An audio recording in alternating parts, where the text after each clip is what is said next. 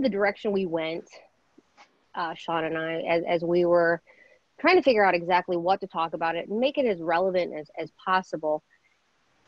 We really discussed like we started from the framework of what does a good junior program look like, and mine doesn't look like his, and everybody's is going to look a little bit different, and we wanted to make what we talked about today as readily applicable to you as you're approaching your upcoming seasons, whether it actually does end up being June 1st for those of you in Maryland, or we actually, or June 10th for the Virginia area, or for wherever you are in the world right now. The one thing that we really started from was the kids you had last year are not the same kids you had this year, even if they are. And we thought about that from two different perspectives. Number one, just from the perspective that you've got a kid who was 7 last year, is 8 this year, they're going to be 9 next year, and their developmental needs are different.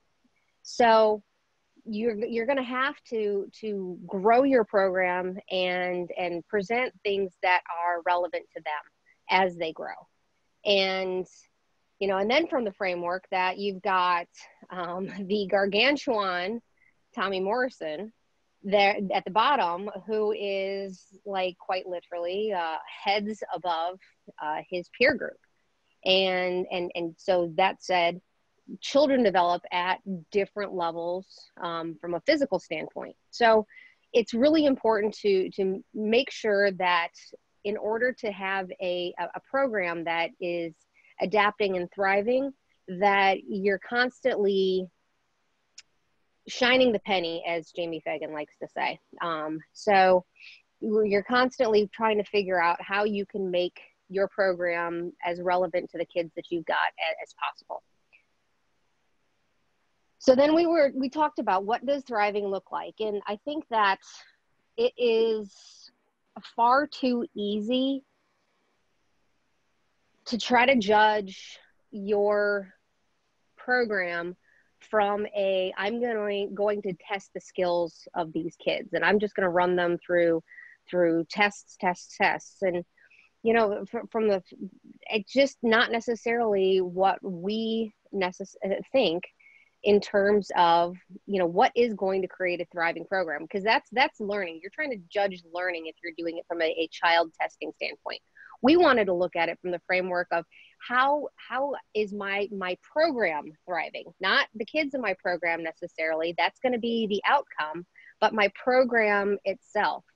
And when Sean and I were initially talking about this whole concept, we talked about how we're constantly we have so many different levels that are going on at the same time. So we've got the kids that are just are 2 or 3 years old, or in his case, 5 years old, 4, and you start at 5, right, Sean? Started at 4, yeah. Yeah, 4. so 4 and 5, and we got to feed them. But then he's also got his highly competitive juniors and everything in between, and I think we all do and have that. So thriving, and it's going to look different depending on who you are, what your academy is, what your facility is, but you're constantly, you're thinking about the life cycle of each individual child and ensuring that when you're developing your programming, you have something that you're constantly growing. So we've got these life cycles that are happening simultaneously right next to each other, and that's really kind of where we're attacking this from today. Have anything to add, Sean?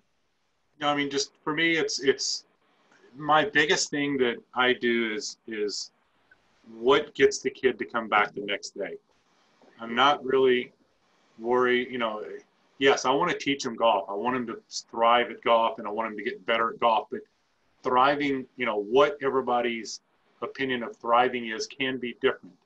And, for me, it's always what can I do to get the kid to come back next day. I mean, I've got a picture I took one day of the little sister who got pulled along because her brother's playing in junior league, and she's playing in a bunker, and her dad's going nuts because she's playing in a bunker. I said, leave her alone, let her go. because and now the next year, this girl is now in the junior program. She wants to play because she associates that. So kind of look at what thriving and define thriving to yourself. So that said,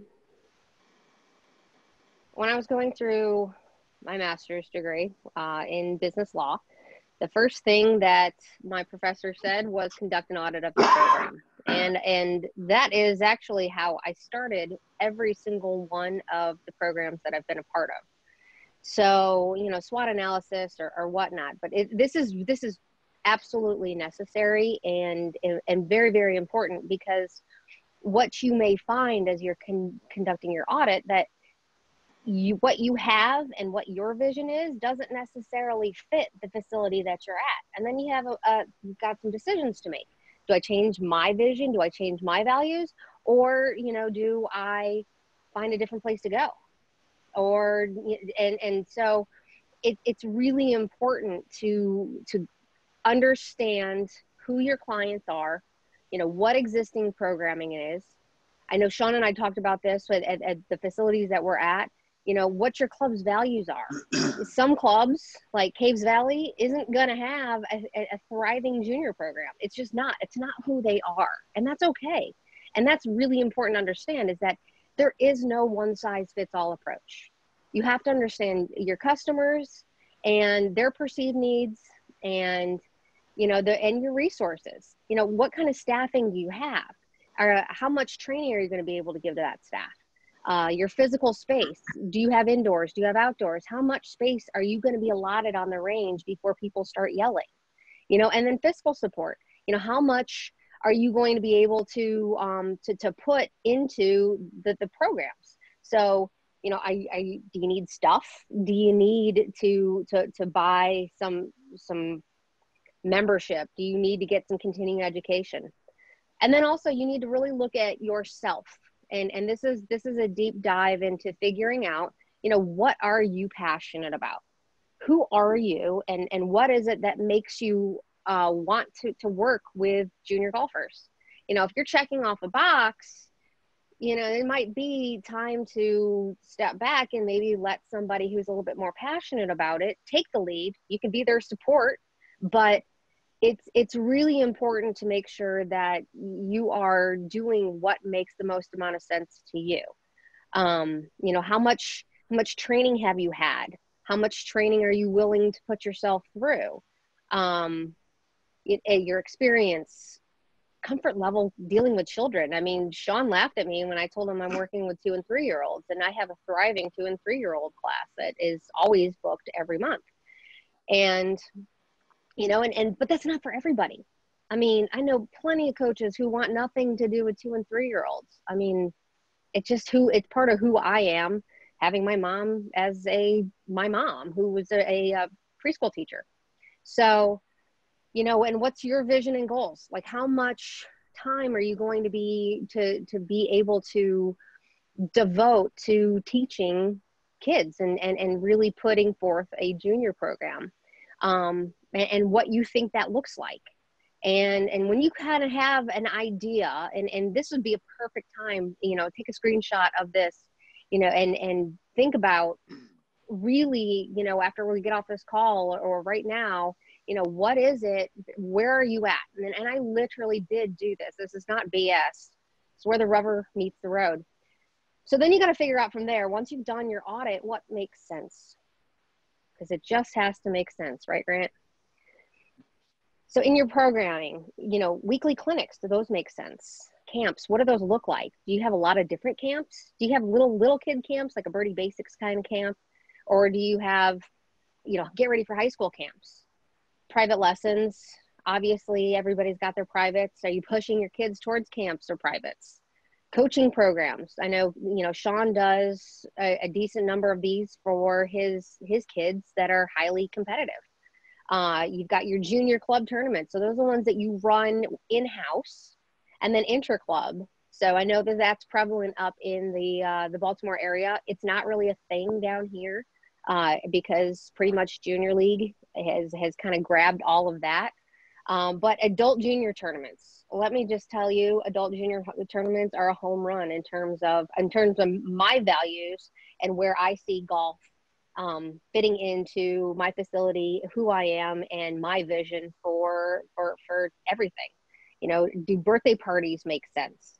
Do after school programs, maybe not even necessarily on your facility? Does it make sense for you to go to the school and, you know, have a piece of the gym?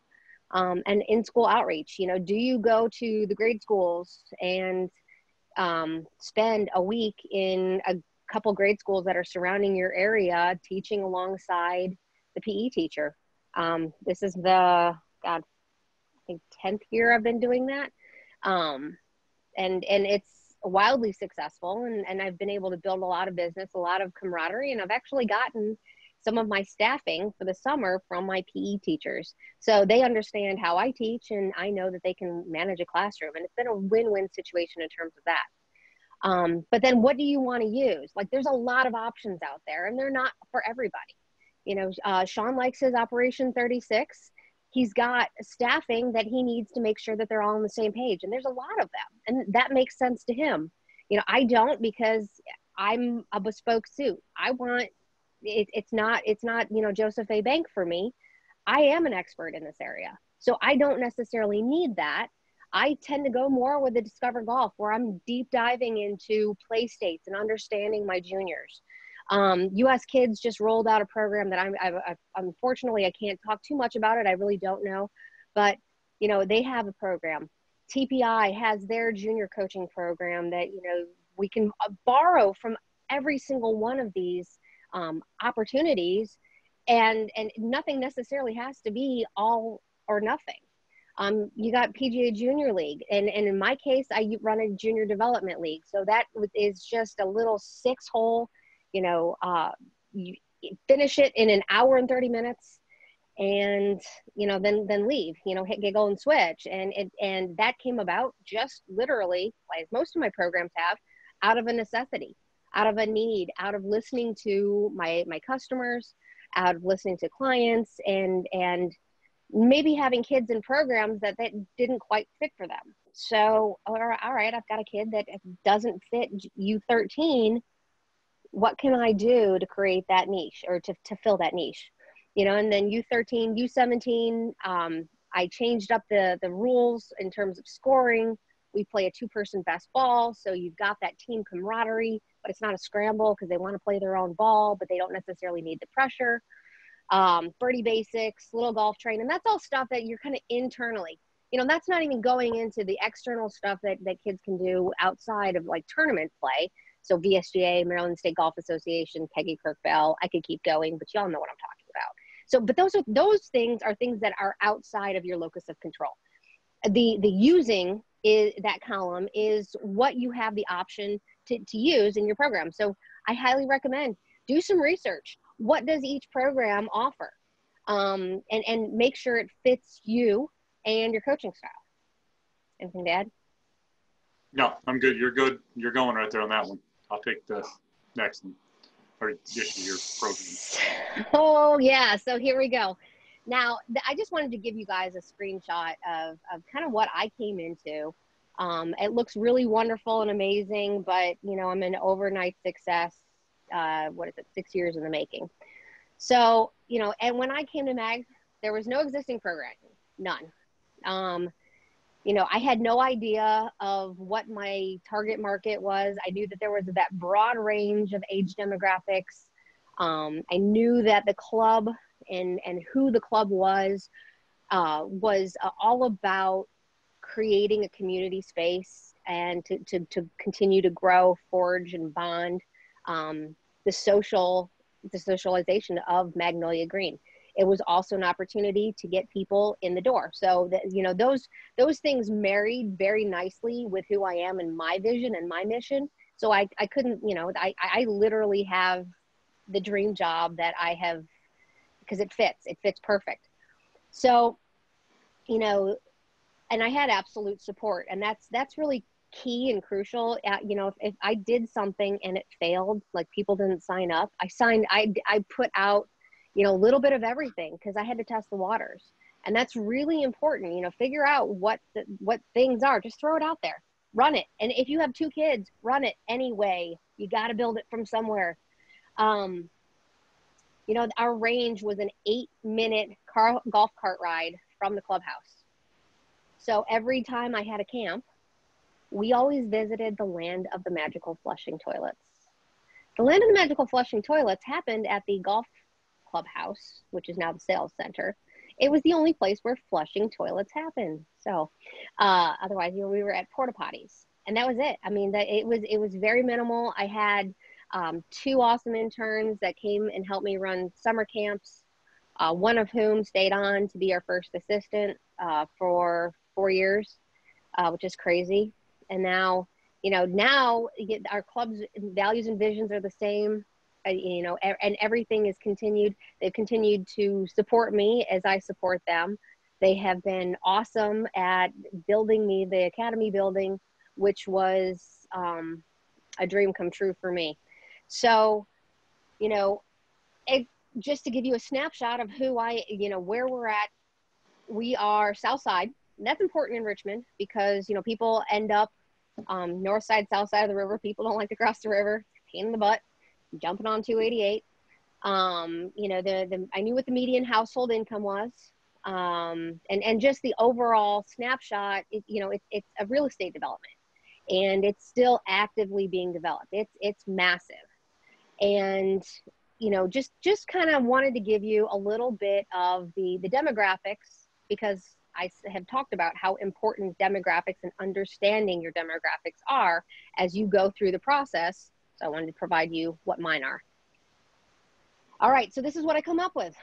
This is me. Mini buds, like oh my God, the guy on the top left, Connor. Oh, I just want to pinch his little cheeks. He's so cute. But look at my, I kind of combo little golf train and birdie basics.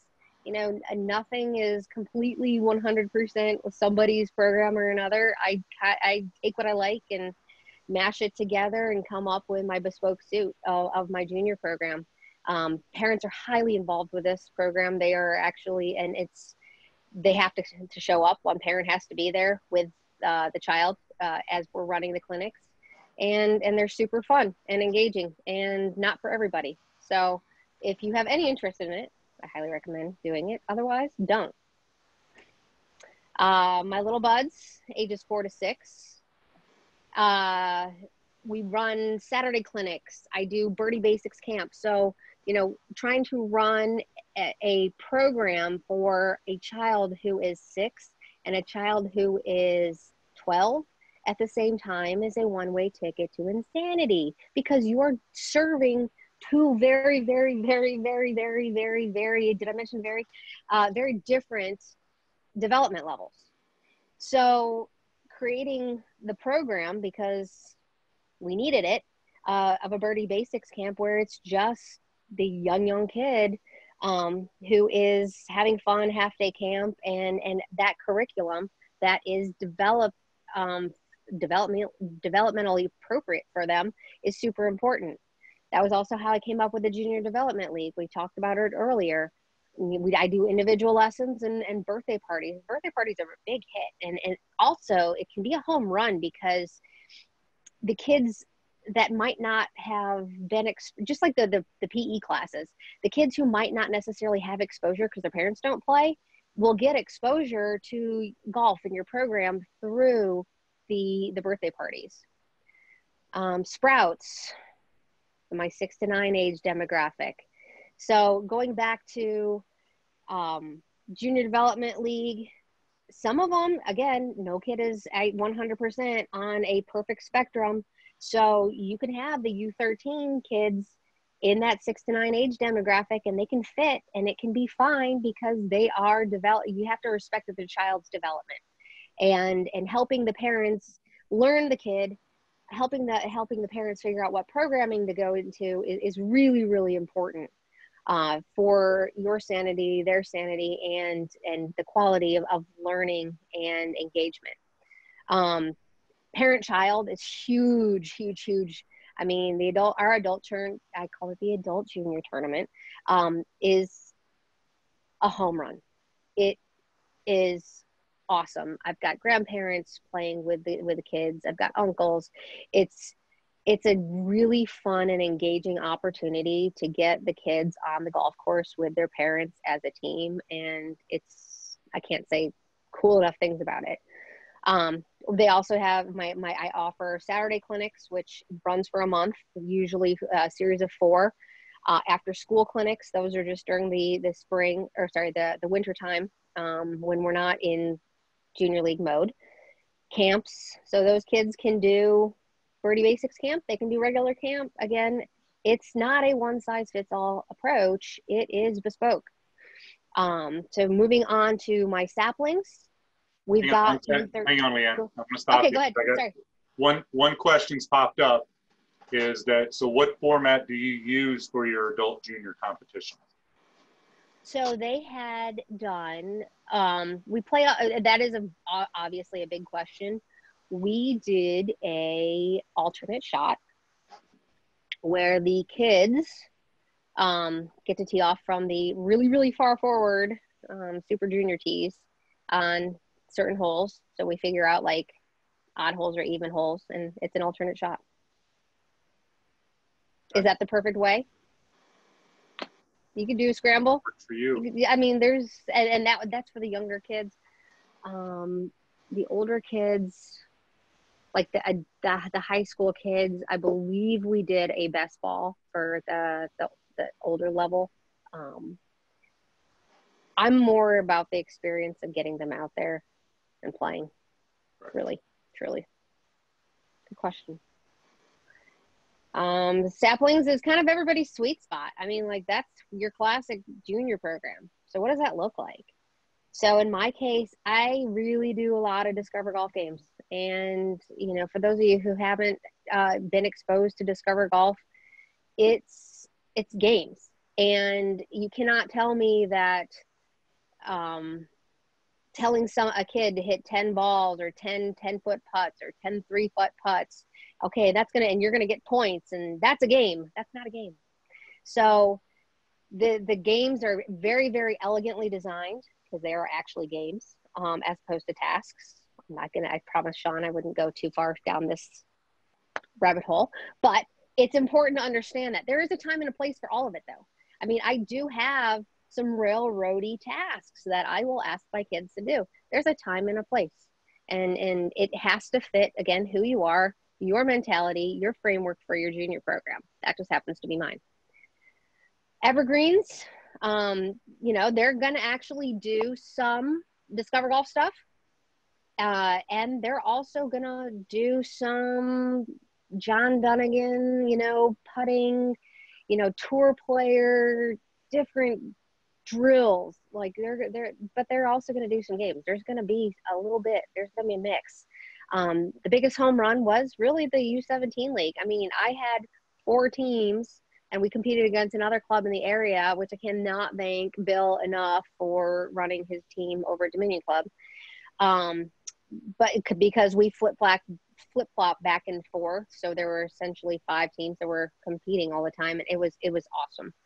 So I highly recommend the U17 Junior League, and that's an area that's not served, because if you think about it, there's a lot of different opportunities for kids to compete their own ball, and but not necessarily as a team, and not necessarily kind of in the stepped back. I'm still new at golf. I'm picking it up as a 14-year-old for the first time. I'm not ready to go, put it all on the line and for my own score. It's a very, very valuable program. I do the Saturday clinics for that level, after school clinics, the camps, and then of course adult junior tournament. High school and beyond, this area gets even more bespoke, to be honest. And I use that word frequently because it's custom designed. It's every kid in my program, I spend a lot of time with them. It's what they have recommended to them. We do a mix of some games. We do a mix of drills. We do a mix of, playing on the golf course and having to do some strategy stuff, which comes, from my coaching days at the college level. We have to do some different things, and it has to match, again, the kid in front of you. But I also have to make sure that I'm providing opportunities for the kids in my program. So, does it look the same way every year? Absolutely not. Because going back to what we had talked about at the very beginning, I'm constantly evolving and changing my program to match the juniors that are in it. Do you want to talk about this? Yep. So, as you see there, first off, I mean, you look at Leighann and you look at her program, and you see the passion she has for it, the energy she has for it. You didn't kind of hear me, some of you may have heard it. I kidded her, how much caffeine did she have today?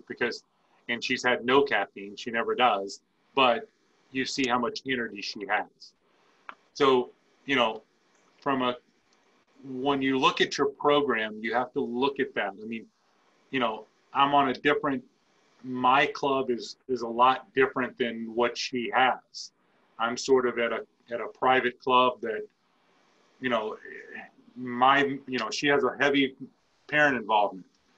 My parents' involvement is really sitting, on the back deck having cocktails while we have the kids. I have very limited of who I am able to run the program with. We recently, many of you probably know Holly Anderson. I'm excited this summer that Holly's going to actually be working with us at Elk Ridge and be able to help a little bit with some of the teaching and stuff. But, the two other assistants, they're working the golf operations a lot. And I can't get them away to do as much as I would like to. So, look at what you have and make your program work for you. We're going to go over a little bit of what I do here in a little bit, but the one thing I want everybody to kind of look at is the long-term development. So, I mean, too many times I'm getting parents who are trying to specialize their kid in the golf at, 10 and 12 years old. And, I've got a kid right now that I feel like is going to be a superstar that's 14, and I make him play baseball. He's kind of doesn't really care about other sports right now. And I'm like, dude, let's just keep playing stuff. And, when you're talking about the long-term development of kids, I want athletes. I want them to be kind of just get them started at the young age. Don't, I'm not, you'll see with what I do, but I kind of just get them going when they're in younger age. What can I do to get them to come back the next day? The 6 to 12 range, encourage them to play other sports. Please do not let them play golf and not play other sports. Encourage them to play other sports.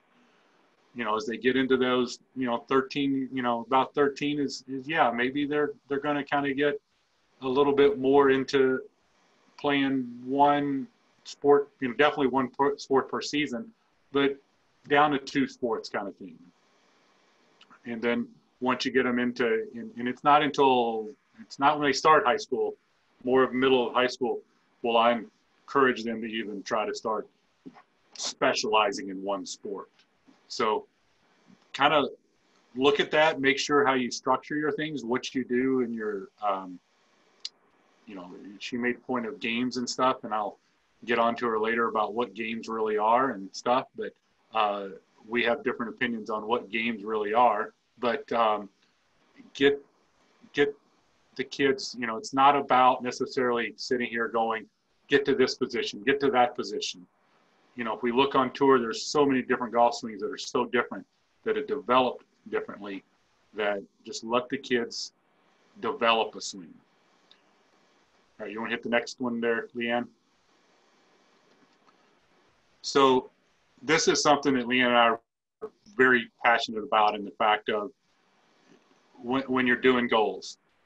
Each individual player, you need to kind of have goals. Even if they're a kid that really is just kind of coming to your junior camps, I would encourage you to kind of look at what is their short term. What do you want to get them to do? I mean, my big goal is, you know, from a season here, if the summer is, I want them to leave, you know, when they finish, to be better than they were when they started. And I want that with every kid that's in my program. What is their long-term goals? Develop an action plan for them. I try to talk to parents and say, here's what I want you to do. I want you to bring them out to play the golf course and play 9 holes with them once a week. I want them to practice, you know, if their weakness is chipping, I want them to be chipping on the chipping green for, you know, 20 minutes before they go out and play. And then, you know, follow up with it. Make sure that they're doing it. It's kind of implementing it, then evaluate it and see if this is working. You know, you're going to see that maybe some kids get frustrated with being on the golf course. And if they are, that's fine. Kind of make up don't put them on the golf course, put them on the range where they're playing a hole. We're fortunate enough that we have a hole, basically a short game area. I can play several yardage holes with them and kind of get them playing holes that way. And then just kind of adjust it. You know, if you got to change it, adjust what you're doing. And then you're going back to start over again. And you're going to kind of reevaluate their goals and their short games. And, you know, what length does this cycle work in? It can be 6 months. It can be a year. It can be 3 months. You know, I'm constantly kind of looking at the kids and saying, where's their development and where can I get them better at? And that's one reason why I went to Operation 36 this year. Obviously, we've not gotten to implement it too much this year, but, you know, I felt like that the scoring aspect was something that was huge. So. And then also we talked about using the goal setting, not only just for our students, but then for our programs themselves. Mm-hmm. So creating that vision that we talked about at the very beginning for your program. So kind of create what your program is going to look like, your goals for that, and you put it in the action, you implement. As you're going along, there will be ideas that you will get, and you will be like, I really want to do that, like right now, but you can't, because you can't have everything straight away. So keep a tally, a running notebook of ideas that you have that you potentially will want to implement in the future. Feed the plants that you have now. Feed the programs. Feed the pieces of your existing program now, and then you'll be able to give them that additional juice once you have that framework and the soil firmly planted, and it just kind of runs itself from that point on. I've actually had before, where when I was in Cincinnati at a club, I had a bunch of high school kids. We had, I think we had a dozen high schools that different kids went to at this club. We're at Kenwood Country Clubs. You know, everybody's familiar with the Baltimore Country Club here. I mean, it's what it was. It was a 36-hole course. You know, kids came from every place there was in the city, and you know, I had a dozen high school kids, and I kind of started this skills camp for them, and it ended up where I have parents looking at me going, well, I want you to do that with my kids. And they were middle school kids. So it ended up where I couldn't really, like Leighann saying, I couldn't start it right there. But the next year I added in the middle school program. Then the next year, the ladies interclub team looked at this and goes, what are you doing with these kids? I like what they're doing. Can you do it with us? So it was something that just kind of developed and kept on moving.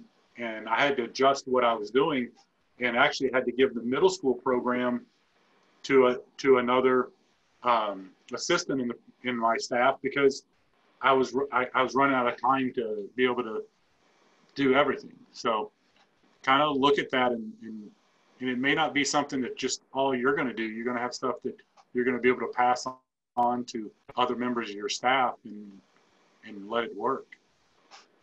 Joanna just asked on my marketing materials to my customers, I break down the ages using the little buds, etc., or is that just for me? I do actually, and I think it's extremely important because educating parents who are not primarily like experts on child education and child development, about the fact that things are developmentally appropriate. And just because you think your 7-year-old is like the star of all stars doesn't mean that they need to be joining the 12-year-old group. So it's really important to help kids understand and parents understand exactly where you're coming from. Thank you, Joanna, for asking. Yeah, I mean, I'll say, I mean, I put ages on everything, but, you know, I've got, last year I had an 8-year-old and a 9-year-old play on the junior league team. And the 8-year-old, I promise, was, you know, when you talk about playing, I mean, he lacked distance, sure, but he was able to play up there. You've got some kids that are 12 that may not be, you know, are going to be behind. Really look at the individual and look at the kid. And, you know, I try not to move kids up that are at you know, I'm not going to move a 4-year-old and put them up into a 8-year-old program. They're not ready for that. But kind of evaluate That's each a one-way ticket to insanity. That would be.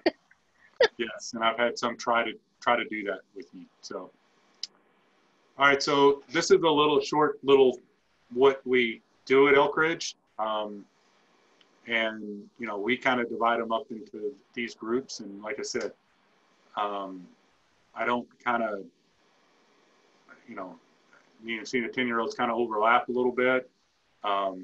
I get a little bit of slack from the rest of the staff that they don't think that a 7-year-old can, you know, I kind of like to move some of the 7-year-olds up sometime into the junior masters, and they balk at that. But, you know, I'm really looking at each kid and seeing what works for that kid. And if they're ready for it, great. If they're not, I'm talking to the parents and explaining, hey, let's let them stay here and thrive and be with some friends that they have possibly and do it that way. So if you can go and click it one more time here. So here's kind of just divided them up. I went a little bit shorter. So Elk Ridge is I think it's actually the oldest club in Maryland, if I remember our club history pretty well. And it's what you kind of traditionally call a blue blood club. I mean, there's families, kind of their grandfathers are members there, their parents are members, you know, so it's a very family oriented club. They're into tennis, they're into golf, they're into swimming.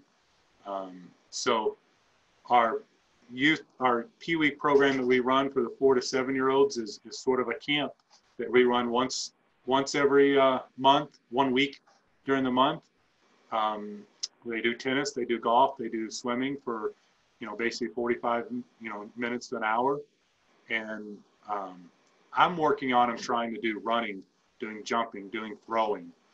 You can see some of the, you know, pictures there we've got where I'm trying to, you know, they're kicking a soccer ball and slalom through noodles. Jumping, we call them lava jumps, where they're jumping from one hoop to the next hoop. And I'm doing things like that. Fun stuff, water balloons, obviously.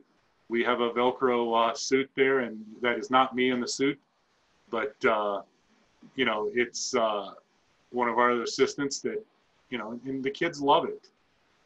That program there, I'm trying to get them to come back the next day, and that's just kind of create the excitement. And that's kind of what we do there with our snag program. One of the big things you can see there, I wrote on the bottom, and my boss, Joe, cringes every time I say this. I have no rules. And that, to me, is very, very important. When you sit there and you tell kids that, hey, you can't do this, you can't do this, don't do this, that kind of turns them off. And I mean, I'll, when my peewees and stuff, what I do, I kind of set up the boxes and I have colors so that, when they come in, they know they're going to the yellow box to kind of put all their stuff away. I have a red box and they never want to touch the red box because that means they're going to sit there and they're not going to get a play. And that's kind of the only thing that I do to them that say, hey, if we don't act appropriately, if we're going to hurt somebody, if we're going to do anything that's going to hurt somebody else, there's a red box. And I think I put one kid in the red box the whole year last year. So I'm kind of big on that, no rules. I do have safety, and I do tell them that. I said, I do have to return you to the same way your parents dropped you off here. But other than safety, I don't have rules. And that goes across the board. In my junior masters, we start kind of doing a few things differently. We give kind of multiple options. We'll do after school programs. We start doing more of, I call them games, where they're trying to, do tic-tac-toe is one of the things I do on putting. I'll do, kind of a skills challenge where they have to putt in a tunnel of tees and see how far back they can go and see where the first one goes back is. So I'm kind of doing, I'm big on equipment. We got to make sure the equipment's right for the kids. But other than that, I'm not doing a lot of, I'll teach them briefly, hey, you need to, stand in an A and we're going to swing back and have an L in their, L in the backswing kind of thing. But other than that, I'm not really getting too technical with them. Thumbs on top of the grip, kind of simple things. But I'm not going to kind of beat them up on their form yet. So, all right, Leighann, anything popped in, slide to the next one. And then here's where I kind of go, what I kind of, it's kind of new, I'm starting junior champions, where we start kind of getting into different branches. And the kids can kind of stay in a recreational area. We're going to do something new this year. This is where we're evolving. I have a lot of kids that are kind of that 14, 15 age group that really haven't taken golf too seriously, but now they want to play golf. And most of the program, at this point, they're either playing junior league team or they're trying to do different, they're kind of in some competition. And I'm finding that there's a lot of kids that kind of still just want to kind of be a recreation golfer.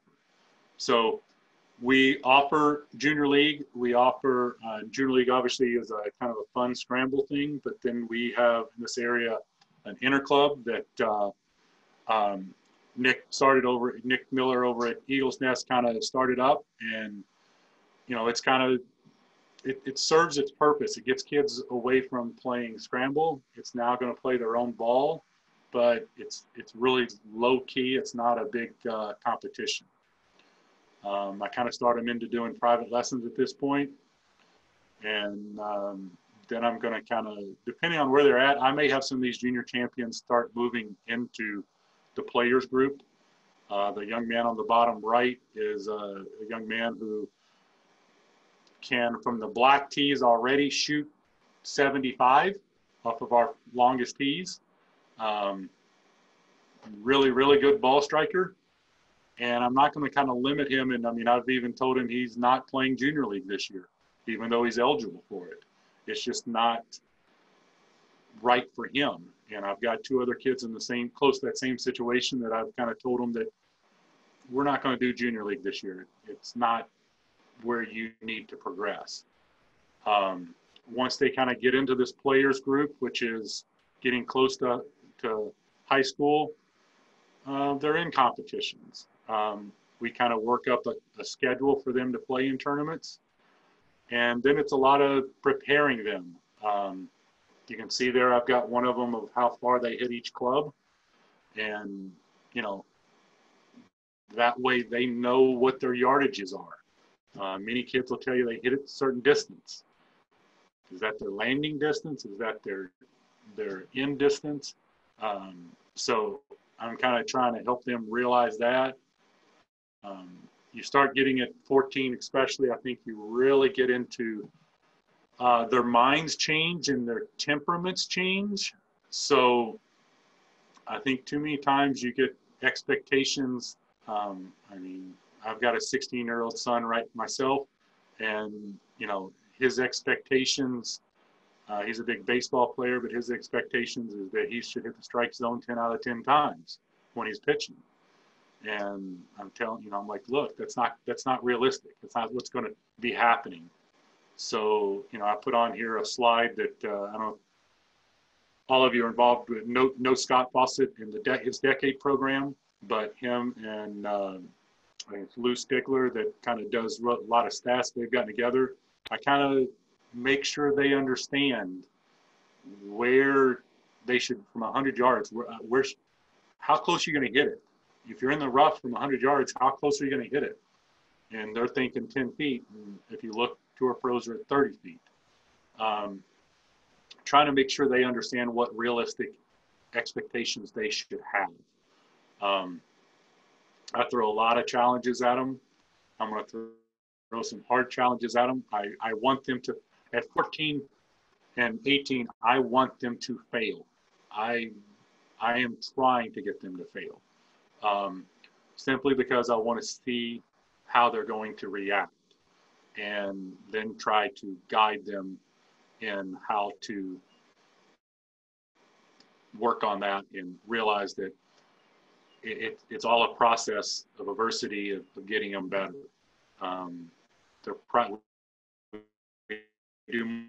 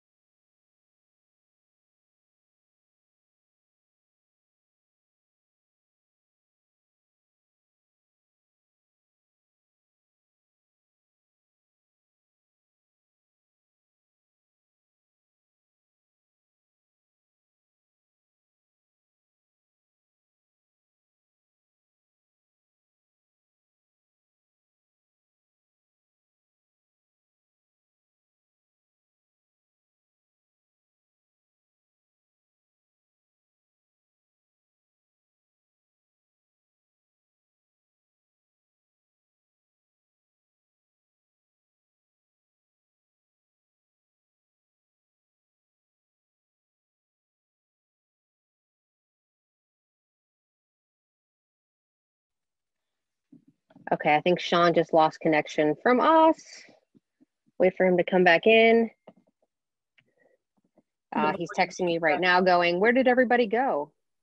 You ditched us, boo.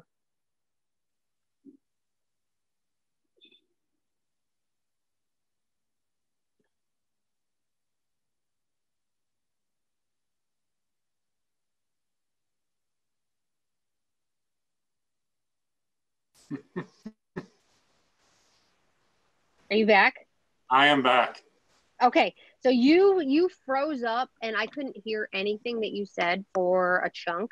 How many people did we lose in that process? No, we still got everybody here. Okay, cool. Okay. Jana, what was the last thing he was saying? I can't remember. He was talking about, like, the last thing I heard was he was talking about stressing his kids, getting them to fail. Making them fail, correct. That's it. Okay. That was literally the last thing I heard before you started garbling. Okay, so yes, I want them to fail, Charlie. Thank you, Mr. Briggs. So once they do that, I start kind of doing sometimes some skills challenges where there's coaching sessions done where we practice against each other. I'll do stuff of, I actually have hula hoops started up. Caves has the wedge course where they have wedge bricks 10 yards out to 100. I got hula hoops. We didn't quite able to afford to doing the concrete bricks, but so I'll do it where you have to hit each hula hoop first, and the first one to get to hit, you know, three of the hoops wins. So I'm kind of doing a lot of competitions in that regards. So that's kind of how I run the program. How I work with each of the kids. So you want to go to the next slide?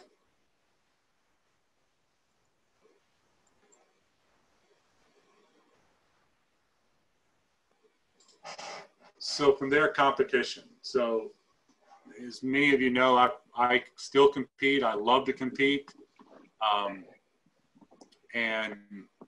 But there's also a double-edged sword there. You know, when Leighann and I talked about this, you know, depending on their age, you got to really watch their competition. If they're young and, you know, if they're 9 to 12, I don't push too much above a junior league. And I'm kind of limiting what they do. I think that is important because at certain ages, you know, like I said, the 14 of down here in the 16 to 18 group, yeah, I want them to kind of fail some. I want them to, you know, try to be the best and see, you know, make themselves rise to the top. But that's a process, and I'm not going to put a kid in a situation where they're going to fail and then they want to quit. I mean, obviously, you've heard me say it. What can I do to get them to come back the next day? And so, you know, we've kind of put some recommendations on competition there. And I make sure that the kids know, you know, where the competition is. I talk to the parents about when they're starting to compete. The parents and I are having conversations, and I explain to them what I'm doing, why I'm doing it, and you know, I'll always talk to parents. You have to watch. Some parents are going to get a little aggressive. You know, I had one mother come to me at one point. Her daughter was playing the state championship, and 2 weeks before state championship, I've got the girl hitting it just to where she wants it. And I thought she was, you know, going to win the state championship. And the mom looks at me right with her daughter there and goes, I think she needs new equipment. Her equipment's not right. And, you know, so you're going to have some of those situations where parents are going to be difficult or might put an obstacle in there.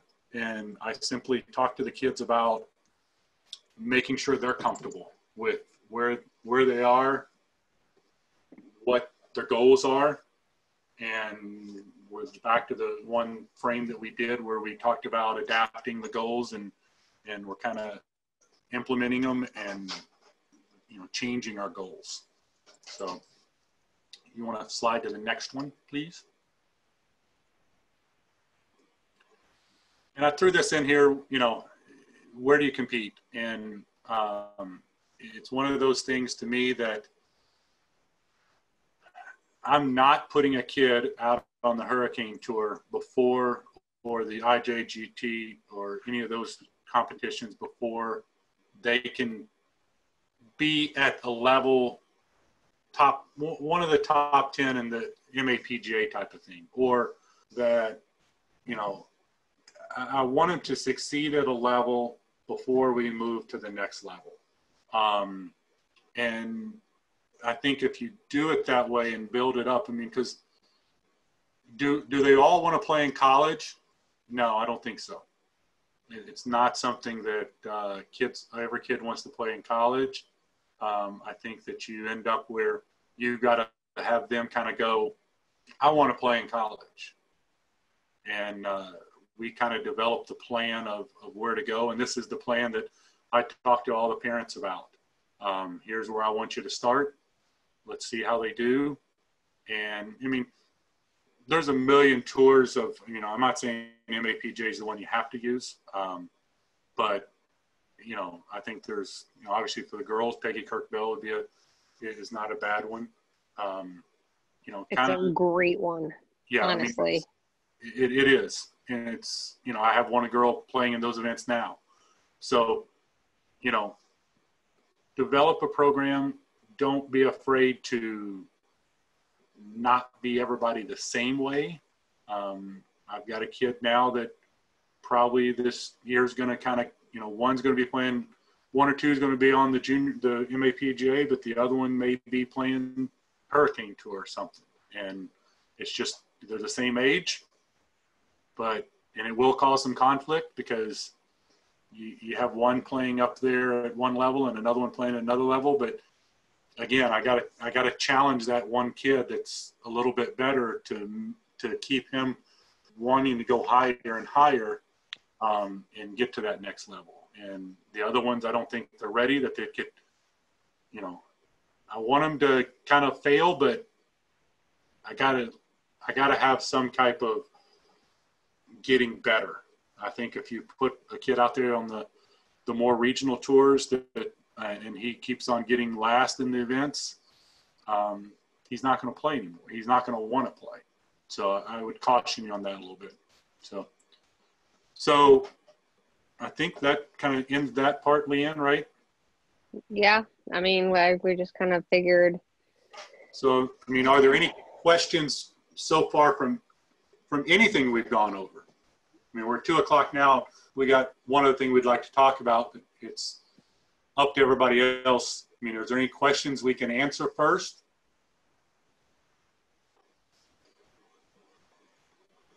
No, I think it's a really great presentation and great description of your classes. And Leighann, you're doing an amazing job here in the Richmond area. It's a model program, so great job. Hey, your footsteps are very, very, very difficult to come behind. You are still the Pied Piper of junior golf in the Richmond area. That's very kind for you to say. Thank you.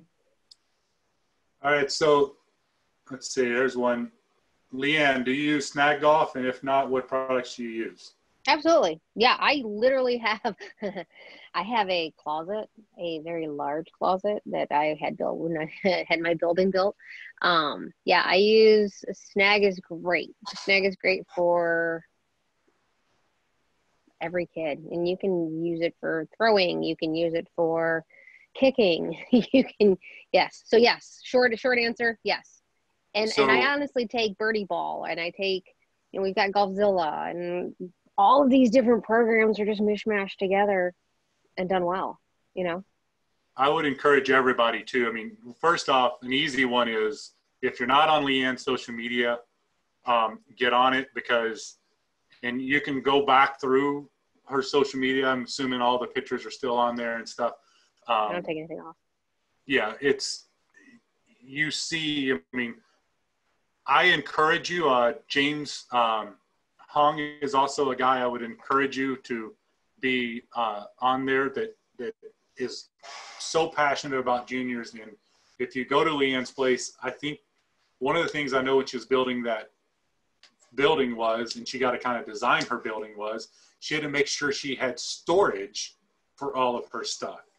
And she has everything in the world there is, from blow up dolls and everything else. So, don't be afraid to call any of us up and say, hey, what do you do, or what do you have? Because I'm always, if I come to your facility, you go away again. No, I just took the main thing off. Oh, there it is. That, I'm always looking at what you have. I want to see what you have, and I'm I will credit you, but I will use ideas that you have. Oh, absolutely. 100%. And a lot of I do get ideas from other people. There are no like original thoughts. And you take good stuff and you reimagine it for what you want to get across. I'm constantly, every time I'm looking at, what I want the kids to do on any given day, I start with kind of the end goal and then go backwards, try to figure out, what game do I have that is going to serve that purpose?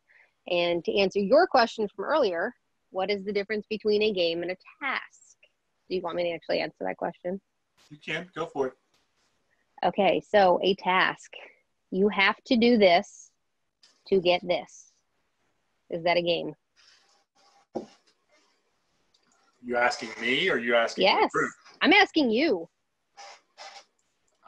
It can be a task. It can be a game. I think it can be. It serves a purpose. It's what does purpose serve a does it purpose. serve? That's, Well, that's exactly. kind of So a game is truly defined. It has choice. It has randomness, which is chance. It has resource management, and it has player interaction. So what I mean by that is, at any given time, in any given game, as a golf coach, as a worker on kids, I want my kid who is the least skilled in the class to have the same chance of winning that game as the most skilled, but I don't want that most skilled player to feel punked. You do that, you just hooked your kid. And you're picking up all the kids, not just the super competitive sweater vest kid. That's important. Yep. All right, we're going to move on to another question here. John Landers has a question. Whether it's within an age group or not, do you ever use kid-to-kid mentoring? The answer is absolutely. I would tell you that it needs to fit your program. Currently at my club, when I walked in, the previous do kids programs. His only kid program he did was he worked with them individually as an elite player. He didn't do junior camps. The golf staff ran the junior camps. So there wasn't the interaction to do that. So it's taken me kind of 2 years to build my high school kids up and then be able to, and not all my high school kids, they're kind of revolving out the door quickly. But my junior league program is actually where my kid-to-kid mentoring is probably the biggest, because there's some of the older kids that are now going to kind of from at that 8th grade and freshman high school level with the kids that I started with, and they are mentoring some of the younger kids, what I call the junior champions level, and the junior champions are then kind of trying to compete, want to be as good as the kids that are now kind of coming into my players program. So yes, I would say kid-to-kid mentoring is very big. I'd say more than that, though.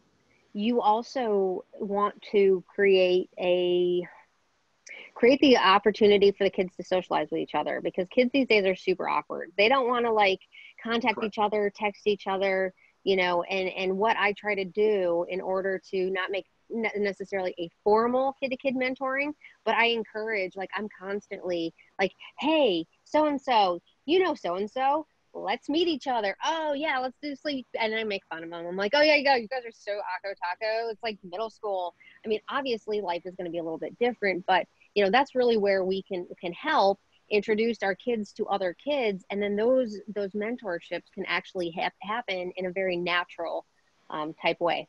Right. I would encourage on the golf course, absolutely. I mean, let the older kids play with the younger ones. They enjoy that. It seems, I've felt like that they enjoy that more, and both sides are kind of helping. They're helping the younger kids and showing them what they've learned, and the younger kids are then kind of looking up and trying to, hey, this is what I want to be. So I would use that to your advantage. There's no question. So any other questions we got? So it's about 10 after. I'm going to we talked a little bit about COVID. We talked about whether or not we were going to, about that. If you want to stay here and talk about it, I've got no time limits. I know, Leighann, you don't have any time limits. If anybody wants to kind of talk, we're going to kind of, it's a different world. Obviously, Maryland and Virginia are two different situations right now with whether or not you're open and not open. But we can talk about how, because I think junior camps are going to be majorly impacted this summer. And actually, what I'm going to suggest is, what if, can we get a show of hands of those of you in the room who are interested, and maybe we can put something together and do another one of these that really kind of covers the topics. Yeah, you got several here coming on to do that. So I'm seeing a bunch of hands raised here. So maybe that's what we'll talk about is Mark. I don't know, did Russo ever get on the call here today? Mark Russo and I are the co-chairs of the education. Christine Hoffman's on the line, I see here, that is our membership, and she's our worker bee that takes care of, when you're putting all your member numbers in here, she's the one that's making sure you get credit. So first off, I'd like to applaud her for doing a lot of the work here that behind the scenes for us. But I'll talk to Mark, and we'll try to set up maybe another call about how golf and COVID. John Gould will probably be want to get involved with that, because he's seeing both sides and doing that. So, man, if you want to unmute your mic, I know you've got something with the associate development program. So if you want to unmute your mic and kind of talk about that, a little bit of what's going on, feel free to do that. Can you hear me? You good? I can hear you. There you go. You're good. Yeah, so coming up on Monday, April 27th, May 4th, and May 11th, we'll have associate development days where we're going to focus on teaching and coaching and golf operations. There'll be an hour and a half in each, and we'll have guest speakers coming in. I have Todd Sammons from the Education Center, who will assist in questions with the work experience portfolio and testing, but we have guest speakers from the section coming. So for the one in April, we have Joanna Coe talking about teaching and coaching. Even though she didn't go through the program, I think it's great to the fact that she's an awesome player and a great junior golf instructor. And that's kind of what the level 2 bookwork is. And then for golf operations, we have Jason Mills from Congressional coming. So any associates out there, please feel free to email me and sign up. Check online for who's going to be speaking for May 4th and May 11th. And it'll pretty much be similar to this. We'll have a quick screen sharing of a presentation, but it's a nice roundtable discussion of what you need help on in your work experience portfolio or anything you need. We have Todd Sammons available to discuss anything, and Joanna and Jason can answer any questions regarding any topics with teaching and coaching or golf operations. That's pretty much it. Great. Thank you, Jeff. All right, everybody. Hope everybody enjoyed it. If you have any questions, send us an email or a text. I will be sending out the link to do that you can rewatch this, or if somebody missed it. Leighann, I'll let you know, Mr. Schultze has already texted me and said, can I get a recording of this? So Mr. Matthew, one of your former buddies there wants to listen in. So, all right. Thank you very much, everybody. Have a good day. Hope to see you soon. Thanks, everybody.